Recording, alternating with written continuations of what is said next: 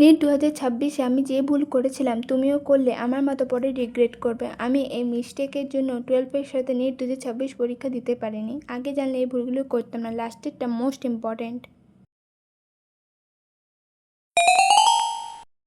শুধু লেকচার দেখলে কিছু হবে না, কোশ্চেন প্র্যাকটিস করতে হবে, ডিপিপি লাগাতে হবে। শুধু লেকচার দেখলে মনে হবে সব পারবে, বাট কোশ্চেন প্র্যাকটিস ডিপিপি লাগালে বোঝা যাবে যে কতটা তুমি করতে পারছো।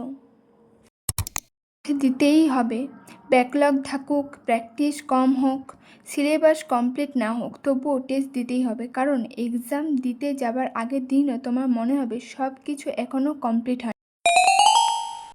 টেস্ট অ্যানালাইসিস করতে হবে, যে কারণের জন্য তোমার ভুল হচ্ছে সেই কারণটা না লিখে রাখলে সেম মিস্টেক বারবার রিপিট হবে, এক্সামে নাম্বার বাড়বে না। এই ভিডিওটা ভালো লাগলে প্লিজ একটা লাইক করো।